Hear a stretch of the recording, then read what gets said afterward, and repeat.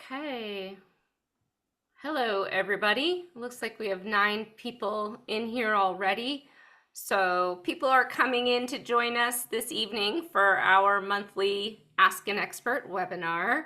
And while we are waiting, I will do a little bit of housekeeping just to remind everybody that any questions you have, please feel free to put into the chat or into the Q&A, and we will get all of those questions answered at the end. I see people still joining, which is awesome. So we will give everybody just a few more moments.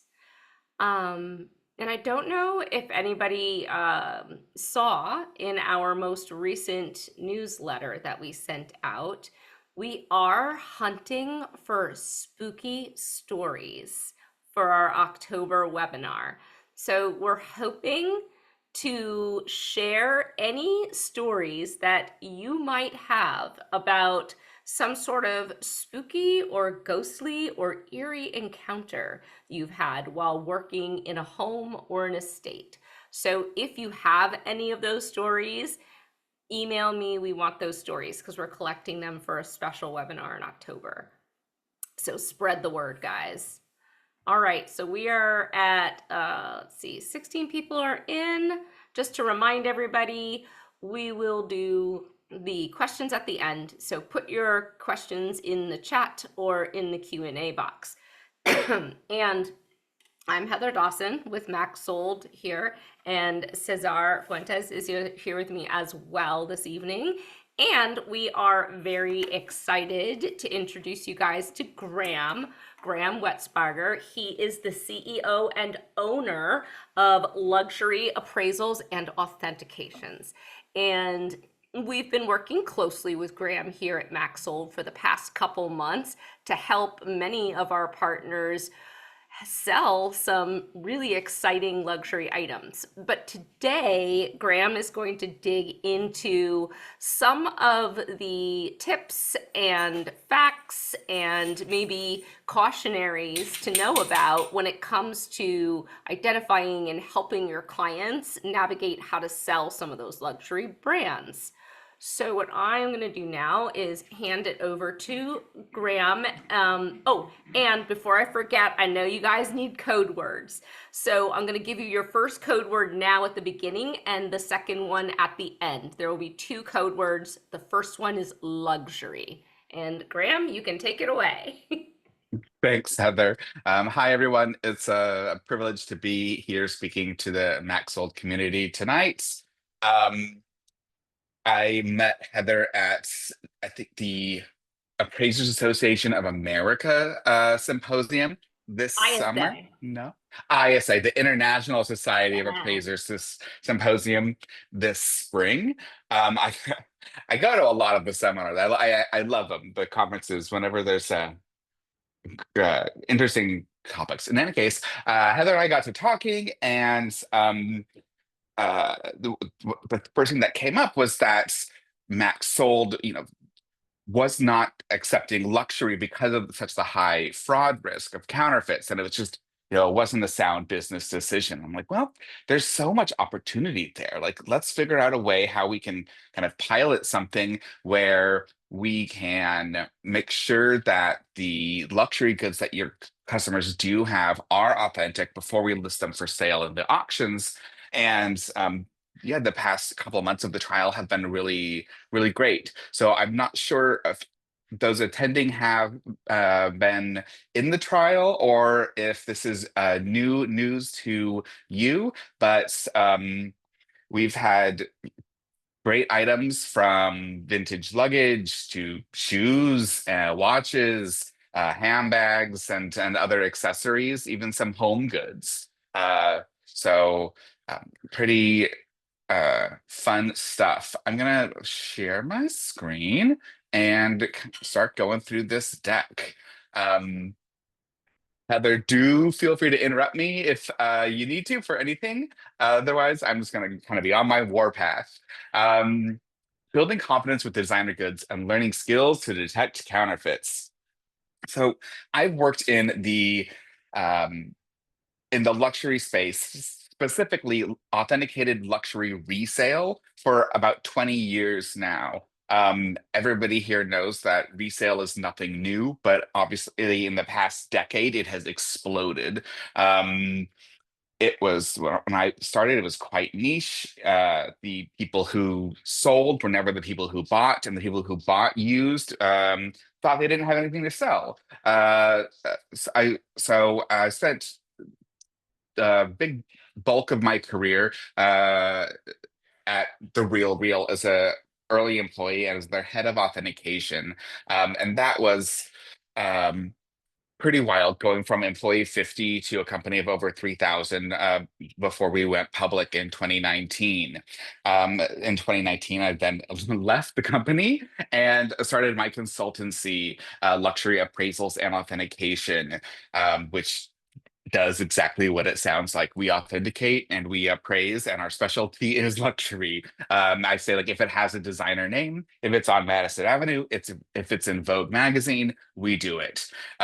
So we've worked with Vestiaire Collective, eBay, Selfridges, Sotheby's, Vivrel, and most recently, I launched Luxury for TikTok Shop, helping these clients build really strong and robust authentication policies and practices. Um, in my appraisal career, which I never thought I would work as an appraiser. I simply went to NYU SPS and went through the appraisal program to learn about uh, methodology, to learn about ethics, and to bring that back to the private sector to make sure that what we were doing at the Real Real in terms of offering people valuations, you know, really fell within the lines of the appraisal foundation. And now 10 years later, 8 years later, I guess, appraisal makes up about half of my business. I was really honored to appraise the Judith Lieber archive, who is a handbag designer from the 80s till about 2018. Her personal and company archives went on to establish the Judith Lieber Museum on Long Island. If you're not familiar, she does these amazing little crystal embellished miniatures in realistic shapes. One of my favorites is the bunch of asparagus. You could have anything from a hot air balloon to a poodle to a simple rectangle. Um, and then worked through the archives of Ralph Rucci and Cis Marjan for their parent company. Ralph Rucci is an American couturier who shows in Paris, and Cis Marjan was very up and coming and emerging designer brands. After the passing of Virgil Abloh, the creative visionary of Off-White and men's director of Louis Vuitton, I worked with the lead appraiser of their estate, valuing his leather goods, his Hermes collection, essentially, as well as pieces designed for the Louis Vuitton runway, which never went into production. So trying to appraise something that was never meant to be sold and has zero comparables is always a fun task. Um, I do work a lot with the authorities as far as authentication goes. When there is financial fraud, the government seizes the goods and they need to know what they're worth to be resold. And if they are counterfeit, they are worth nothing. So, in part of my daily work, went through this seizure, and then 2 years later, found out on TMZ that it was a Real Housewives product, and so her secret kind of got spilt. But TMZ did it, not me. I'm good with my NDAs.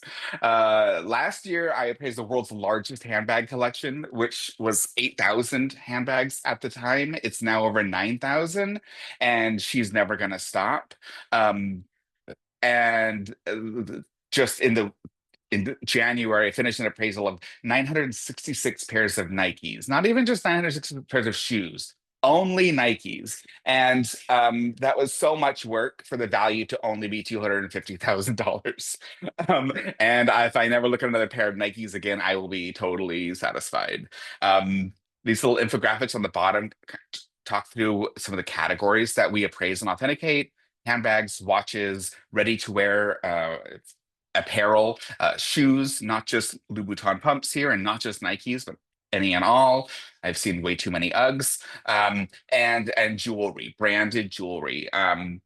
While I am a GIA alumni, I'm not a graduate gemologist, and I don't have a ESP. So via images, I can't tell the color cut or clarity of stone, or the weight or uh, purity of metals. So we work with branded jewelry, and there's so much out there, as I'm sure you know, from the sterling silver billion-dollar industry of Tiffany, Yerman, Lagos, John Hardy, etc., Pandora, which is actually the largest of them all, to kind of Place Vendôme brands like Cartier, Van Cleef and Arpels, and the like. So if it has a designer name on it, we do that. Um, move to the next slide. Oh, there we go. Um, we stand behind our work through certificates of authenticity and counterfeit letters. The letter format is really meant for in the case of a buyer needing to dispute a transaction with their financial institution or a resale platform. The letter just really kind of walks through why the item is not genuine, whereas the certificate is really adds value to the piece. I found throughout my career that items with a certificate of authenticity or authenticity guarantee sell about 10% faster, 10% higher, and and that's great. That's an awesome metric. So this is what you will see if you work through the Fashion Detective, which is my customer-facing and public-facing website. Brands, this is probably 175 brands, although we do more than this, but I didn't want to have 10 slides of brands. But if the brand's not on the list, just ask us, and I'm sure we could figure something out. Um, Zuhair Murad to 3.1 Philip Lim and everything in between. So why luxury? And uh, yeah, why? You guys are in estates every day. You are looking at the house itself, furniture, probably art, maybe the cars, and all of those furnishings. And I find people often forget the closet. We know the families often want what's in the jewelry box and want what's in the safety deposit box, but the clothing and the handbags and the shoes, maybe not so much. And just because they don't want it doesn't mean that there's not a market for it. Is a lot of demand for luxury designer fashion, and it retains its value much better than any mall brand or mass market brand where you buy it and you walk out the store and it's really worth nothing. It's a donation at that point, if you give it away to charity, versus a luxury good where it's probably more similar to buying a car. You walk off the lot and you've lost 40% of its value, which is a little cringy, but it's way better than nothing. So let's look at some statistics here. If we look at different consumer markets, from tech to the mass retail to automotive, the luxury index has outperformed and grown faster than all of them over the past decade. Is this a symbol of mass consumerism? Perhaps. Is it the 0.001% who's buying all this? Absolutely not. Figures suggest that 50% of luxury consumers are aspirational consumers, meaning they are buying an item to for a sense of belonging, for it's their entry to the club. They're buying it because they were influenced, maybe by social media, by a celebrity they follow, or other reasons. And it's an emotional purchase as well, as I'm sure you've seen. Estates are never lacking emotion, right? Um, Handbags have been an amazing performing asset themselves. This is 2022. Handbags have continued to grow. They were up places from the 2021, so they surpassed wine and coins as a collectible, which is pretty phenomenal. We know there's a ton of coin collectors out there, but there aren't a lot of new coin collectors. Watches, classic cars, and art, I think, are probably the most common alternative assets or investment class. But handbags are certainly getting there. I was just speaking to someone this week who their history is on Wall Street. They were at BlackRock, which is a very big investment company for many years, and they've launched an Hermes Birkin fund, so people can invest uh, in the future performance of handbags. This is pretty wild. Let's talk about some of these investments and incremental growth of value. Um, so we have two models here. We have on the left the model for the Hermes Birkin. In 2016, the price was $10,900. Yes, that's for one handbag. By 2025, this year, it's up to 13,300. So that's a lot of growth in 8 years. If you saw Sotheby's a couple of weeks ago auctioned off Jane Birkin's Birkin, the prototype Birkin, for 8 million euro. So around $10 million with buyer's fees and everything like that. So that's a pretty expensive handbag, perhaps the most expensive handbag ever. Um, and then there's the Chanel medium classic flat. We're looking at the medium size because we love medium. It's right in the middle. And it's a great indicator for us. So in the past 10 years, this bag has gone from $4,900 to $10,800. So literally doubling in a decade. That's pretty phenomenal. The average designer handbag is up 27% in MSRP since 2019. So while the days of like flipping bags or flipping sneakers kind of thankfully are behind us, when you buy an item and hold on to it for several years, the MSRP continues to increase, but of course, your cost remains the same. So after 5, 6, 7 years, you can deassess or sell on this item and essentially pay rent on it for the time that you had it of maybe 20% of the original cost, maybe 30%, depending on the item. So it takes a lot of the sting out of buying a $10,000 handbag. But even buying a $1,000 handbag, knowing that in a few years I can sell this for 800, I can get 500 back. That's half the cost, and I can use that towards my next frivolous purchase. Um, so authenticated luxury resale is the phrase I always like to say, because I think those two adjectives are paramount. Standing behind the product and the product being of high quality, timeless design, beautiful materials, and expert craftsmanship. We do know that a lot of designer goods don't necessarily meet those criteria of phenomenal quality and materials. And we do pay a lot for marketing. Um, but that's certainly the allure of these brands. So let's look at some growth and value factors here. The secondhand apparel market is anticipated to reach 74 billion by 2029. Last year, we surpassed $50 billion in GMV in the US alone. And the trajectory is there to add another 50% in the next 4 years. There's two lines here. We see on the bottom, the cobalt blue is the growth of resale. whereas the very stagnant and static light blue is the growth of retail. So the primary marketplace. Going from 24 to 29 over the next five, or I guess this is 6 years from 24 to 29. That doesn't make sense. I guess it does, yeah. Versus 25 to 45. So just exponential growth there.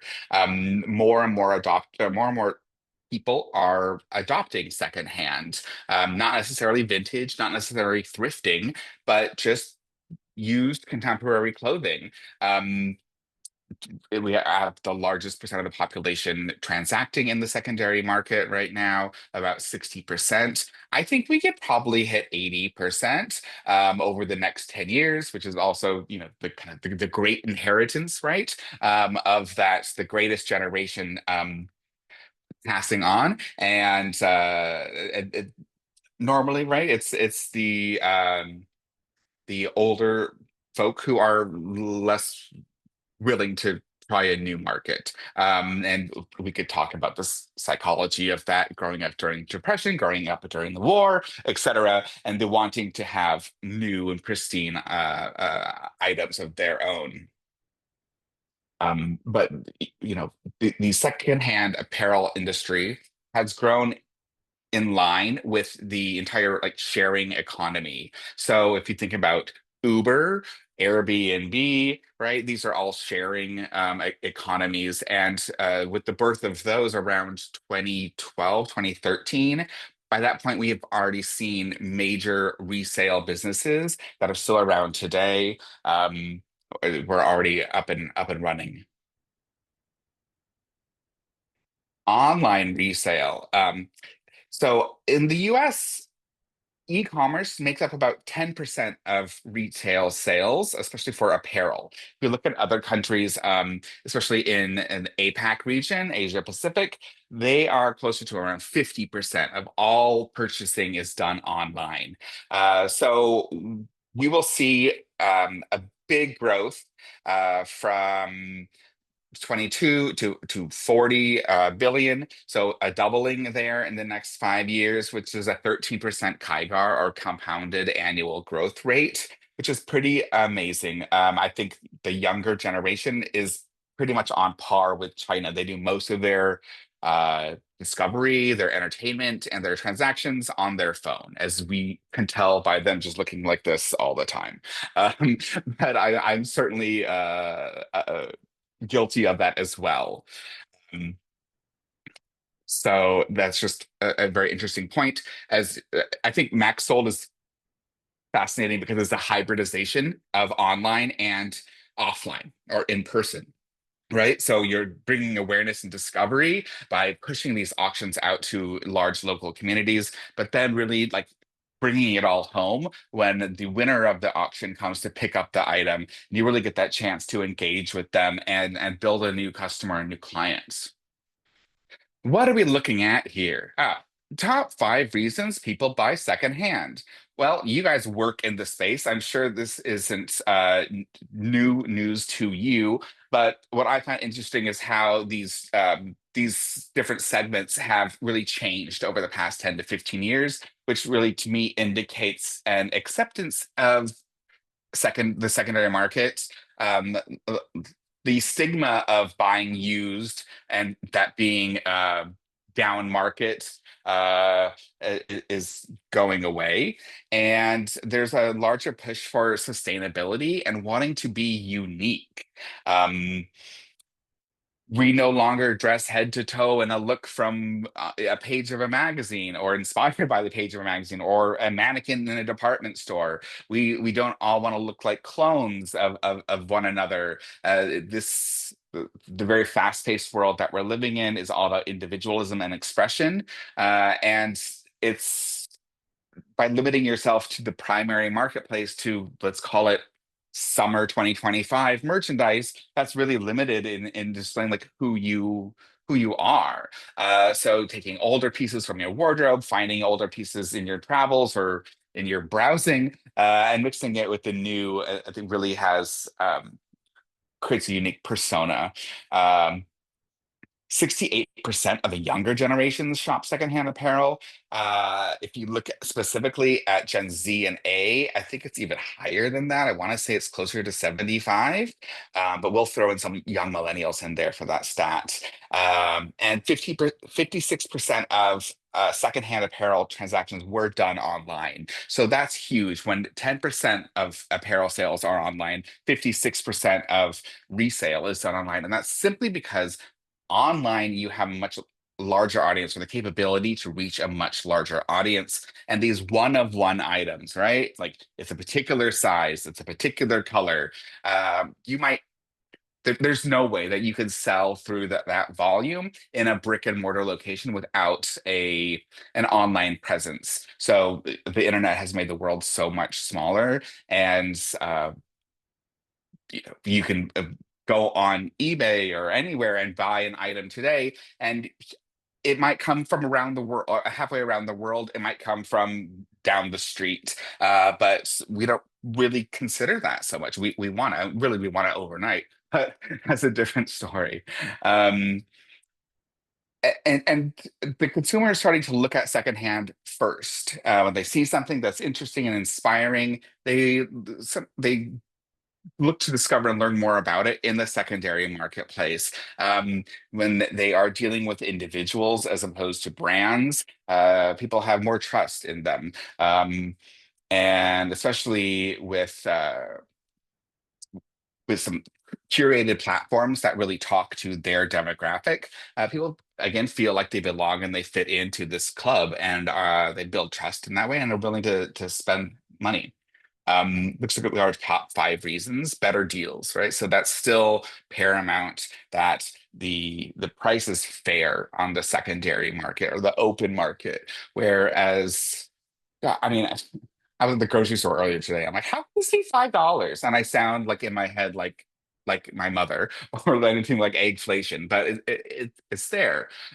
Thrill of the hunt, absolutely. This goes back to that individualism and that either the pride in finding such a great value or something, hidden, a hidden treasure, and just entertainment.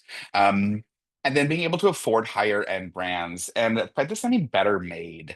I would much rather buy a used cashmere sweater for $200 that is going to last longer than I'm going to have a need for it, versus a $200 cashmere sweater at the mall, which is going to pill, which is going to shrink even if you try clean it, which is just not made of this in the same way and of the same materials, that it just doesn't have that longevity. And I would, you know,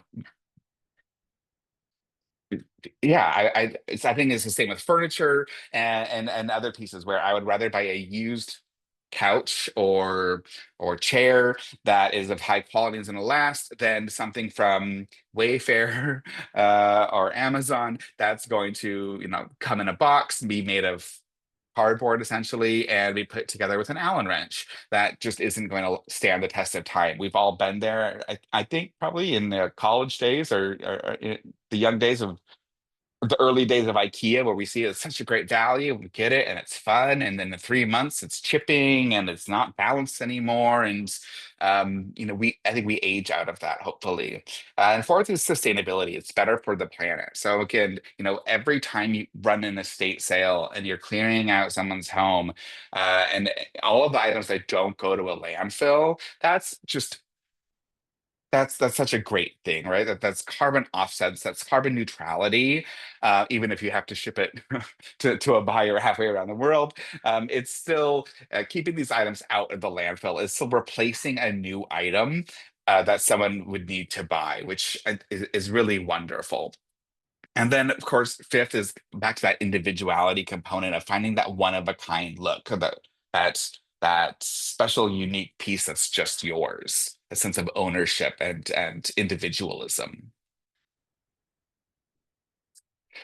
Value equation. So here's a pretty boring picture of five items that look very, very similar in this lovely taupe color. These are the Hermes Birkin bags. These are all from the same website, all available on the same date. And if you look, they have varying prices from 11,900, 16,800, 24,900, 25,000, and 28,000, but they look so similar. If we look at some of the details, this $25,000 one with the gold hardware is 25 centimeters, so smaller than these less expensive versions, which are 35 centimeters. Why is that? Why is something smaller sell for more? Well, because small bags are on trend in the primary market, and trends in the primary market are a direct correlation and reflection of in the secondary market as well. And then we look at condition. The most expensive bag here has excellent condition, but also the middle bag has excellent condition. Um, the middle bag has palladium plated hardware, and the most expensive bag has palladium plated hardware. They're both made out of Togo leather, and they're both the same color and the same size. So why the $4,000 spread? And that is going to come down to age, to the year it was made. You can have two items in excellent condition, but if one is this year, current 2025, and the other is 2022, 2021, it simply loses a premium. So we have this equation running across the middle of the screen: brand plus style plus condition and age plus material and color plus size plus your market. So it's quite complicated, and but these are all factors that you really need to consider when you see just when you have a client who says, well, I saw this online for X amount, right? Okay, but the difference between that item and this item are brand, style, condition, material, size, or market, which is different, right? So we have to consider all of those factors when determining an item's value and what it will sell for versus what you could list it for. We are in the business of selling, right? Which is why there's auction, so that it moves today, and whatever the market's willing to pay for it is paid. And I really find it distasteful when I'm looking at an auction on maybe live auctioneers or at an auction house, and the reserves are set so high that they never even get off the ground. Or if it starts at $1, but the reserve is so far above that that you have to keep bidding and bidding before you even get an opportunity to buy it. I just find that a waste of my time. I would rather have things set, realistic expectations set, and the realistic prices delivered. I swear, I keep hitting so many different buttons to move the screen. I think I might finally figure it out. Here we go. So let's talk about brand perception. And whose perception are we talking about? Some of the industry, some of the public. Um, these are normally aggregated by several different sources: search results on search engines like Google, how many website clicks or social media followers, or then even traditional polling of where do these brands rank. We're looking specifically at that luxury and specifically at leather goods here. In our contemporary market, we have our Coach, Kate Spade, Dooney Burke, Michael Kors, our good American brands, Tory Burch, Marc Jacobs, Monsieur Gavrel. We also have Mulberry, which is a British brand, and MCM, which started in Germany and is now South Korean owned. Then our core luxury brands. This to me kind of just looks like a magazine page with all of these different logos. Brands I'm sure you've heard of: Gucci, Prada, Fendi, Tod's, Dior, Balenciaga, Valentino, Saint Laurent, and then maybe some you haven't, like Poire La Page, Givenchy, Loewe, Goyard, or Miu Miu. Um, they are make up a large chunk of the resale market. Uh, our premium brands, Louis Vuitton is there, which I'm sure is the brand that we're probably all the most familiar with, or brand recognition wise in general. They're one of the top recognized brands in the world after Coca-Cola, Nike, and maybe Toyota. Um, but it's up there. Of course, they offer extremely expensive items, but their starting price point canvas bags are that $1,015, which for luxury is the kind of entry level. When we look at the other three in the premium space, Bottega Veneta, Monet, and Delvaux, these bags are, I would consider like the epitome of craftsmanship, especially Delvaux and Monet. These bags are being made the same way as they were in the 40s and the 20s, and they are storied houses with that long of history. And then in our ultra premium luxury is Hermes, which surpass Chanel any day of the week. But again, because of their price point, their perception is that they are at the top. And I really would say that Hermes is in a bit of a league of its own. And there's several reasons for that, and none of which we have time for. But I will say it's vertical integration. Hermes owns their ranches and their tanneries, and all of their designs are done in-house. So they really have control of what that end product is going to look like from the cow to the shop. They don't wholesale, and they're still a family-owned business majority. So it's something that some of these larger houses that are publicly owned or have to do a much larger volume simply could never do. It's just not a possibility. Um, Here we go. Google Lens, your best friend. I don't know why this slide went exactly here, but I'm not gonna skip it. When I started my career, I used to feel like I couldn't do my job without Google. I remember going through paper catalogs, auction catalogs, because this was 2006, 2008, early internet 1.0 or late 1.0, I would say. But th you really did have to use analog methods. And today, you just snap a picture with your phone and you get more information than you could possibly ever have imagined. Uh, the, I could just forget all of my Googling techniques and adjectives and adverbs and descriptors and ways to get the proper things to appear in your search results. They got it for you. I use Google Lens like a crutch, and it's not because I can't do the work otherwise. It's just that I can do it faster and better using tools, using artificial intelligence. But Google Lens is wonderful. You have it on your phone on the Google app. So if you're in the field, if you're at a house, snap, snap, snap, snap, and you can really do it. You can take it from your camera roll, and of course, you can do it from your desktop as well. So if you haven't played with Google Lens, give it a shot. It's a game changer.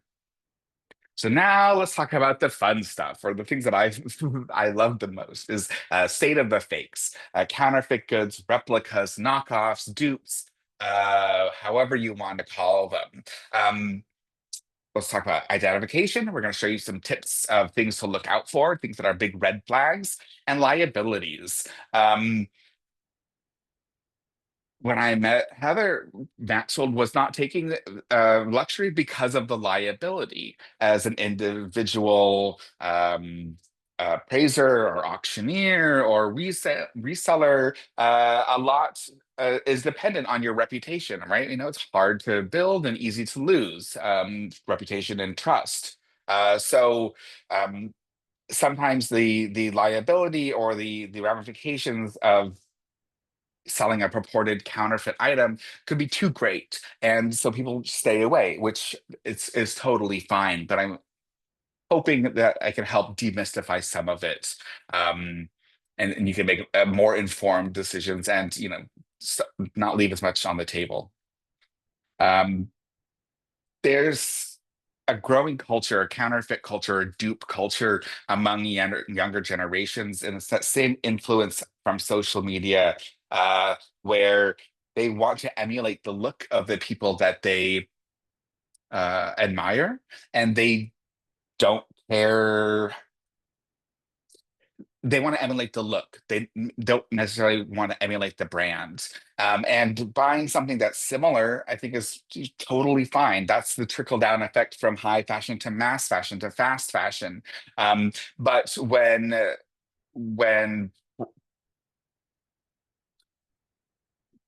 when individuals, businesses, when bad actors start taking intellectual property from large designers, small designers, it doesn't matter, and selling something purported to be something that it is not, that's when it's really not okay. There are a fair amount of people who knowingly buy counterfeits, right? With this younger counterfeit culture is talking about. But there are also those who get fooled. And often it's very similar to any time that someone gets scammed uh, or taken advantage of. There's a feeling of shame and embarrassment, and so it's not talked about a lot. These items are often put in the back of the closet, under the bed, and that's often where you will find the counterfeits. This bag has never been used. Yeah, because she knew something was just off about it. Versus her other items that show the love and use over time. This was the interesting collection from Gucci where they put fake across a lot of the items. On the reverse of the briefcase, it does say not, but this is the money shot. Um, Counterfeiting has increased 10,000% in the past 2 decades, which is kind of wild to fathom. Um, the only way we really know what is being counterfeited and the volume is what we're catching. So, whether it's Interpol or Homeland Security, Customs and Border Patrol, uh, those are really our main channels of seeing what is being seized, how it's being brought into the country and distributed, and how we can fight against it. So 10 years ago, 20 years ago, when containers are being brought in or pallets, huge boxes, customs knows what to look for in those cases. But now, so many counterfeits are being shipped piecemeal or piecemeal, I suppose is a great way to say it, from China or from abroad. And it's much harder for the authorities to stop one item in a small DHL package versus a container that says handbags on it or sunglasses. If we look at the seizures in this lovely bar graph below, from 2023 to 2024, the number almost doubled. It was flat for the few years before that, and of course, down in 2020. I anticipate in 2025, the second half especially, that it will be down a bit as importers are being much more selective with the goods and bringing in fewer quantities of goods. Um, and additionally, just the shifting landscape of single item purchases versus bringing items in bulk for wholesale and distribution. These two images are awesome. I've had these on a slide for probably 10 years. Genuine, fake. I just it says all it is. And then Rolex, the watch company. Um, I get that relax song in my head, which I can't think of who sings it, but that's okay. I'm dating myself. And here we go again with Gen Z. Surprisingly few qualms about others buying fakes. Would you wear a counterfeit? 37% say they would, so that's in the minority. But is it okay for others to buy counterfeits? Yeah, the majority say do you. If we look at 39% of this population has purchased counterfeits online on e-tail or e-commerce platforms. And of those, 68% came from Facebook Marketplace, which is not really a surprise to me, but it's very disheartening. If you looked at my client list before, Facebook is not one of them, and then not for lack of trying, but some platforms just don't care. It's buyer beware. And and that's unfortunate.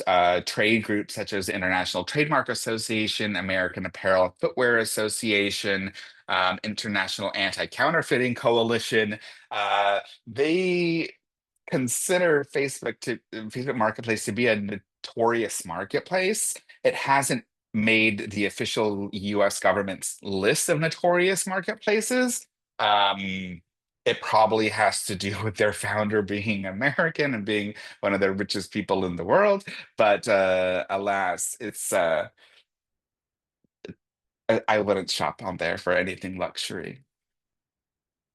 Now we're going to move on to some authentication tips with the few minutes that we have left, because I certainly want to leave room for questions.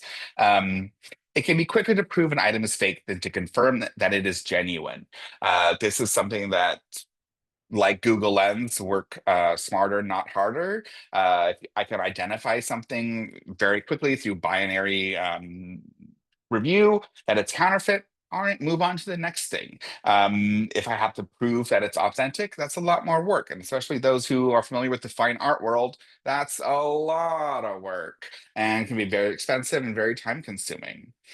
Um, so let's look at some clues. Collateral or packaging is often a huge giveaway because they're counterfeiting the item. The paperwork and all of that is supplementary and secondary. However, obviously, paper is easier to copy than anything else. We have had copy machines since the 70s or 80s or I remember the Diplo or Duplo. In any case, if you look at this cellophane kind of plastic on this fake Burberry, look at this big white sticker on top of the Gucci box covering the logo. A luxury brand is never going to cover their logo. That's what they're all about.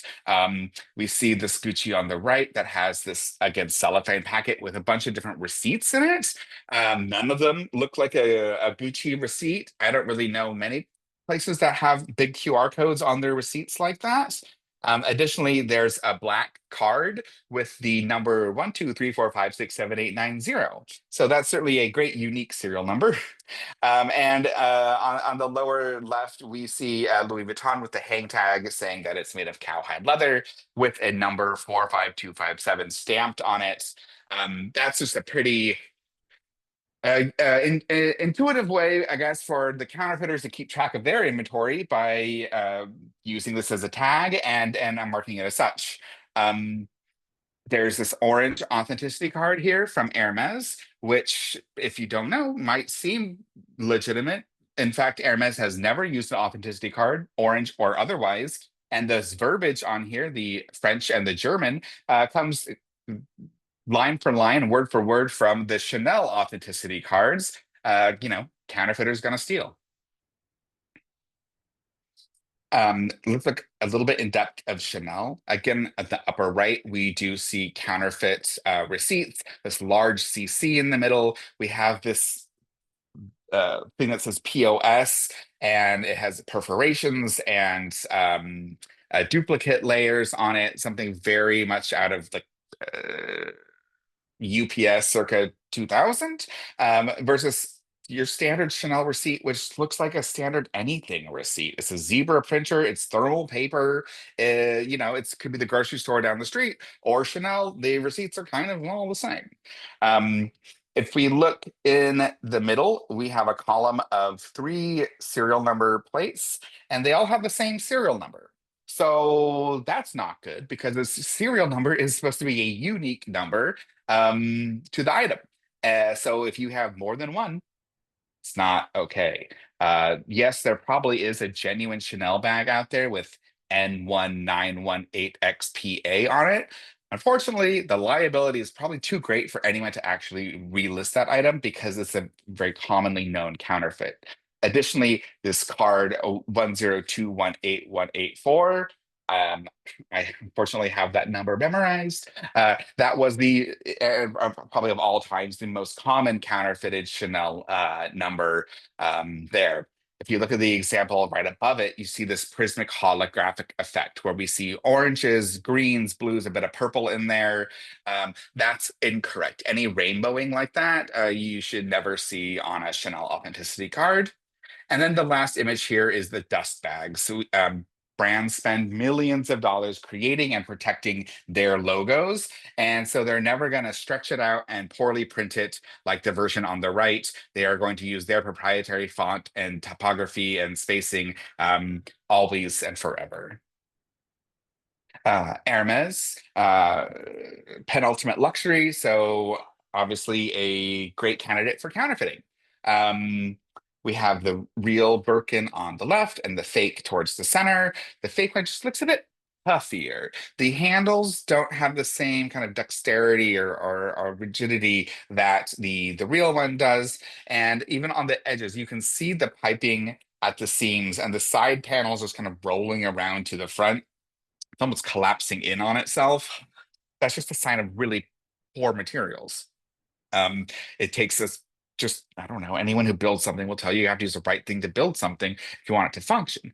Um, Hermes puts a craftsman stamp and a date code very discreetly on their items. So that if for mainly quality control reasons, but people have adopted it as a form of checking for authenticity. So we certainly see counterfeit stamps on bags, but the even on a genuine item, the stamps can tell us a lot of when it was made, where it was made, and that can be a value indicator there. And then two things very particular to Hermes that I always look for right away is this dust bag with two nice concentric circles versus this counterfeit version where the circle is hardly even complete. There's no detail to the horse or the carriage, and it's just very, very blurry. That's probably a hand screen print.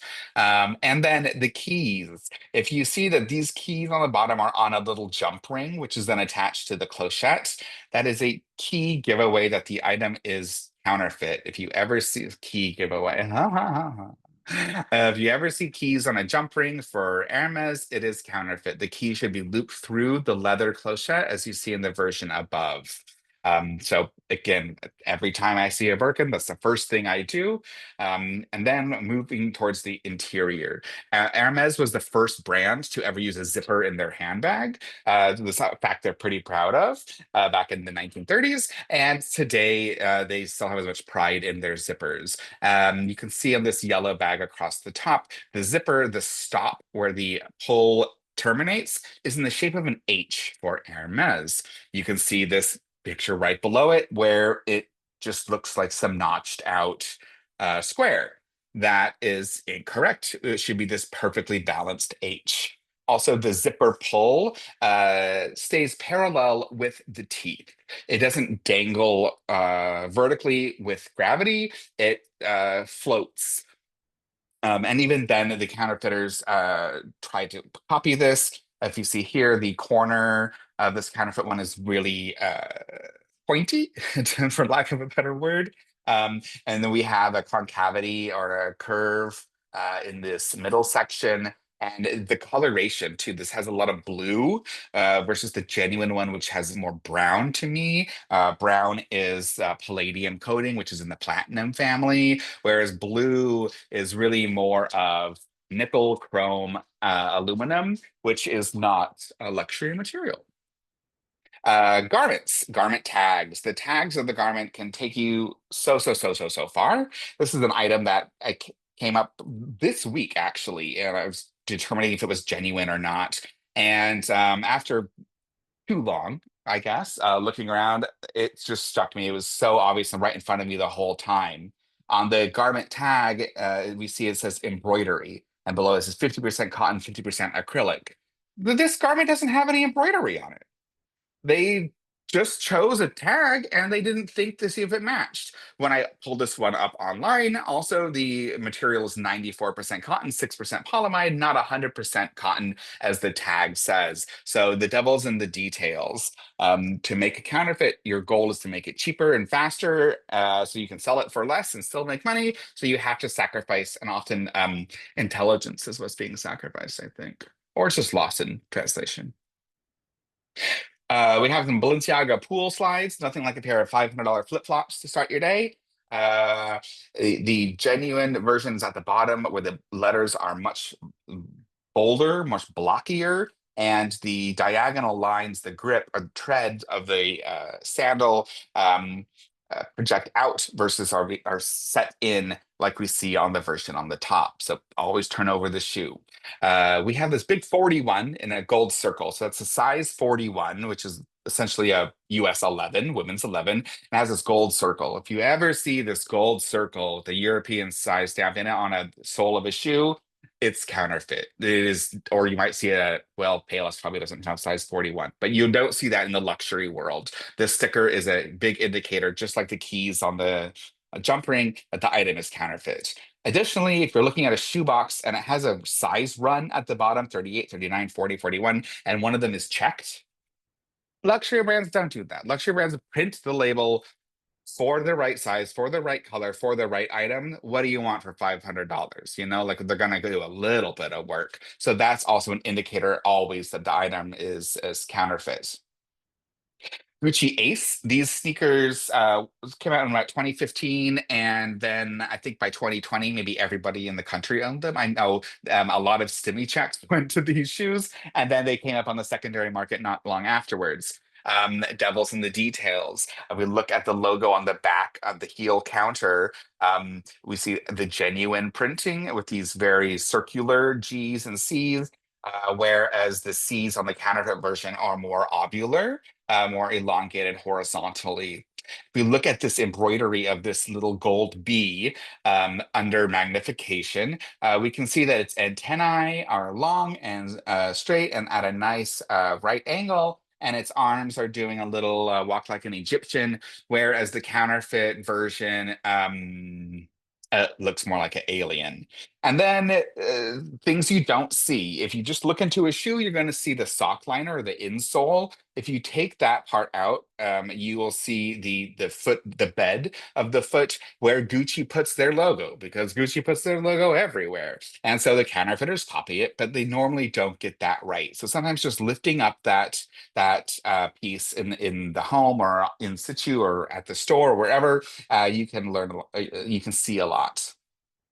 The counterfeiter is going to spend 99% of their time, energy, and money on the exterior of the bag to fool other people. It's normally on the interior where you see the clues that it is not correct.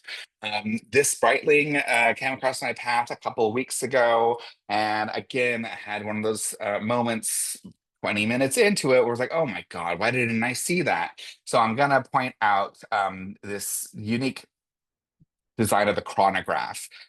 Chronograph is a watch with functions and subdials to clock seconds, minutes, and hours for racing purposes. So how fast you did a lap, how fast the plane flew, or different purposes. And we see on the left, it's minutes. In the middle at the 6 o'clock position, it's a 12 hour. And then on the right, it is a second timer. So 0 to 30 seconds.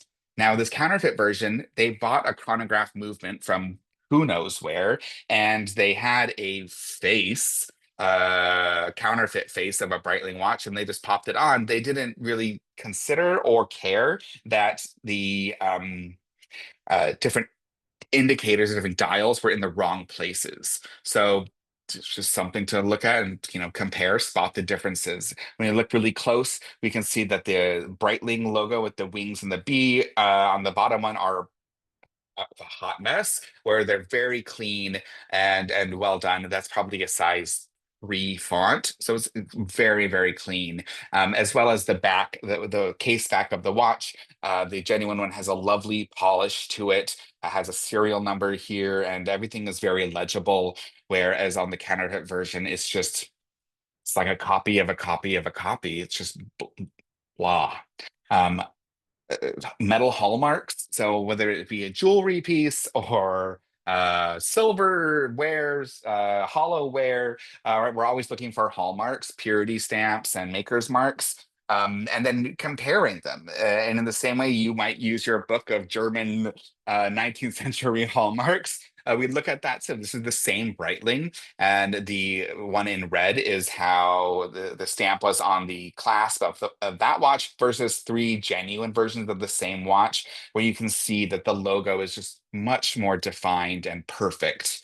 With these Chanel jewelry pieces as well, the counterfeit one hardly says Chanel. I can't really make out the made, and it looks like the logo is 2 circles interlocking as opposed to 2 C's. Oops. And then tools of the trade. You probably all have a loop, which is great. However, I really just use my phone these days. I can zoom in much closer on the by taking a picture and then zooming in on my phone than using a loop. Um, I do love these dental mirrors here.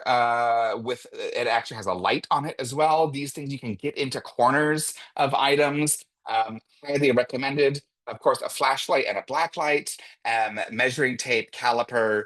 I think our tools. This is awesome image of the Chanel serial number tag, which glows red under fluorescence, and as the authenticity card, where different lines will fluoresce depending on what year it is, and also the Hermes box, where you have a ultraviolet print of the horse and carriage across the top of the box. Now, this is printing ultraviolet ink on paper or tag board. And so with time, it can wear off, but there's that. And then this is a wonderful resource for you. I'll make sure to send it out afterwards. This is how to decode and date Chanel serial numbers, Louis Vuitton date codes, and Hermes stamps so that you can get more information about the item to aid in your research. And then finally, some success stories. These are items that sold on Max Sold. This great turn of the century Louis Vuitton case sold for $2,900. This lot of 7 watches sold for $3,700 because it included an Omega Moon Watch Speedmaster. And then some other great items: a Chanel tote for $545, another Omega watch for $750, a Majolica basket from Tiffany Company for $185, Fendi bag for $385, and a Tiffany necklace for $412, which is wild because a new version is only 600. So that's a pretty great retainer of value. And that's everything. So I just want to say thank you. And I know we're so close on time, but hopefully we can get in some great questions and provide some clarity. Fantastic. Thank you so much, Graham. I am going to share the last code word, which is fashion. So I'm going to put it in the chat. So the first one is in there and this last one is in there. So you can email me the code words for your CEU.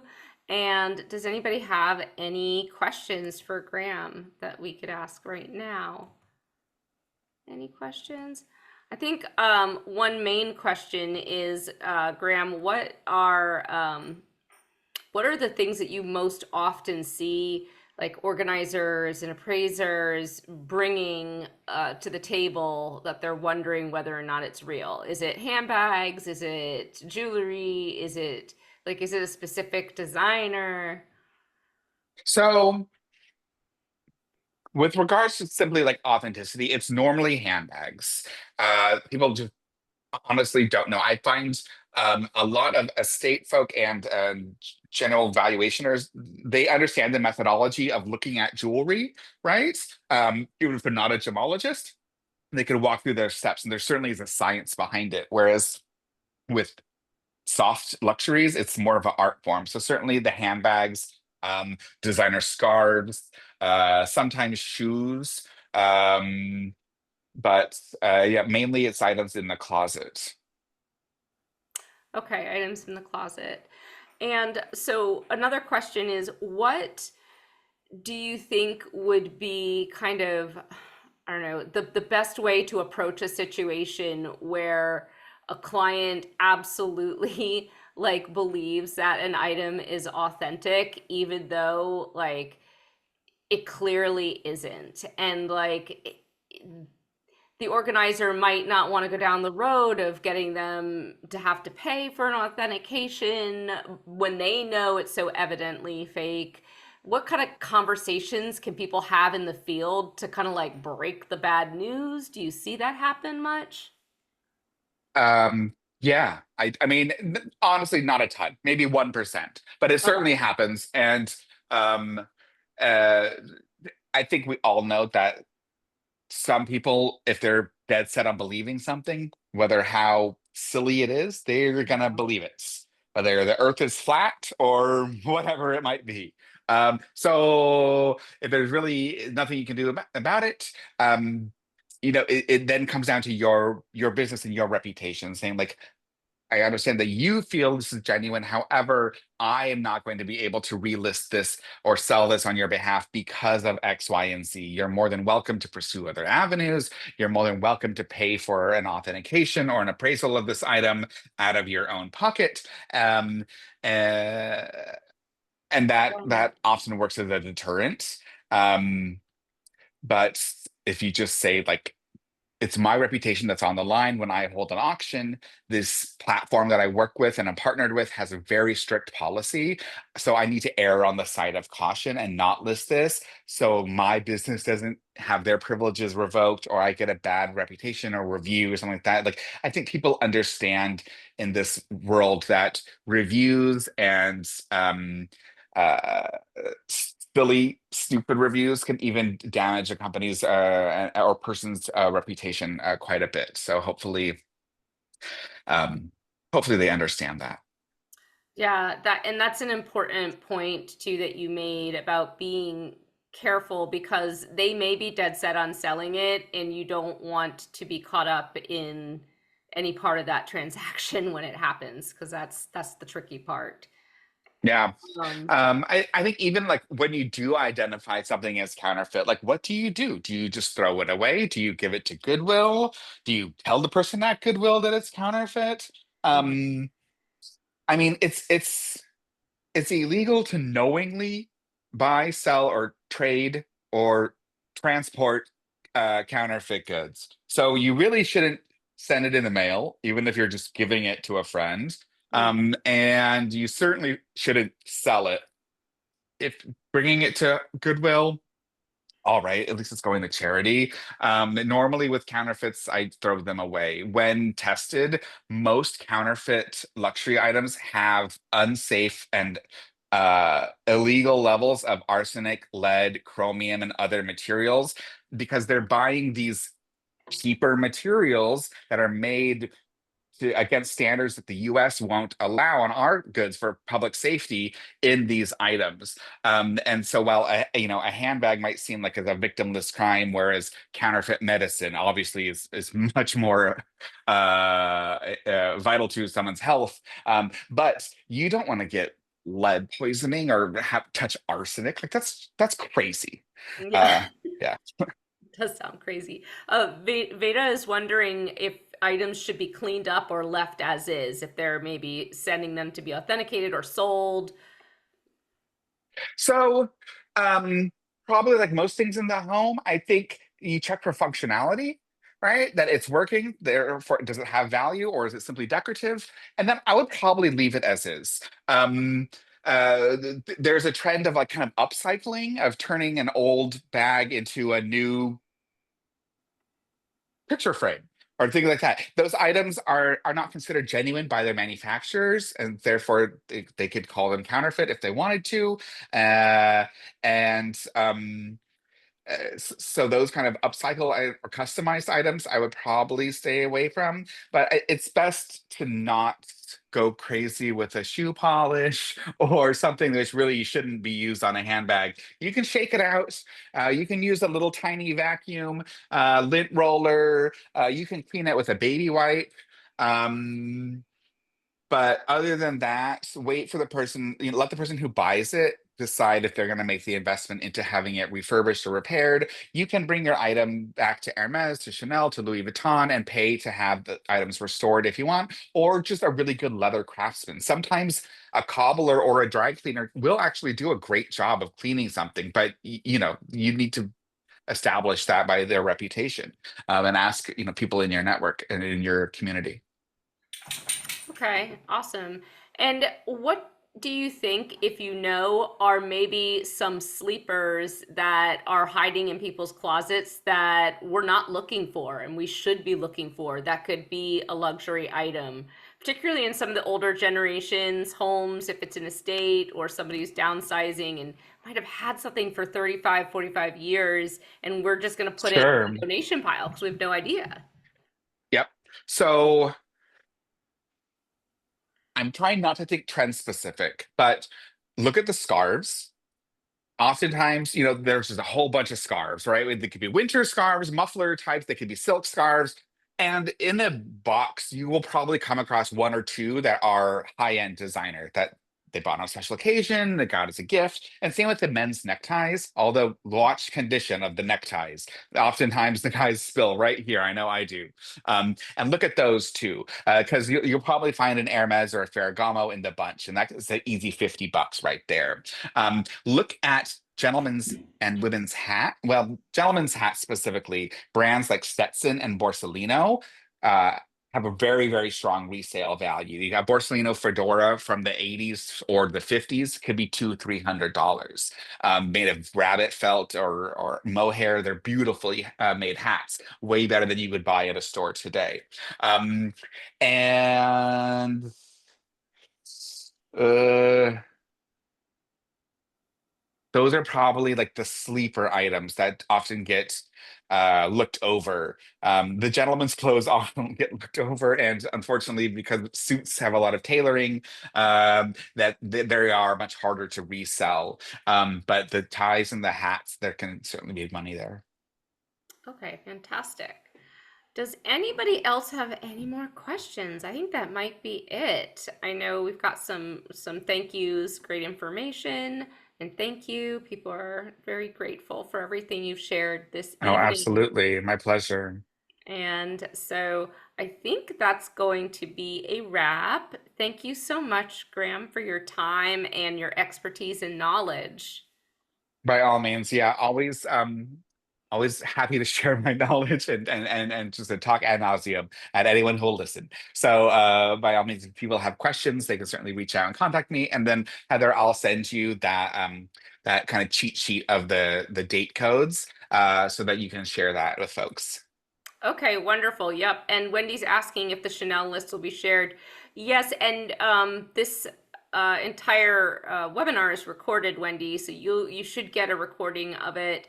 And I do believe that we are now also sending out kind of like the Gemini-ish notes of Like the webinars. transcript or the Yeah, AI yeah. transcript. Yeah, So that you cool. guys So will if have yeah, notes. if you're attaching that, we can upload this as a PDF also. And I think it's just one of those things, save it to your camera roll or stick it somewhere. You might not need it for 6 months, a year, but when you need it, it's all there for you. And it'll yeah, Awesome. it's there for you and it'll always be accurate. Fantastic. All right. Well, thank you everybody for coming out this Absolutely. Thanks, evening. And folks. thank you, Graham. Everybody have a great evening. Okay. Good Cheers. night. Same to all. Bye-bye. Bye.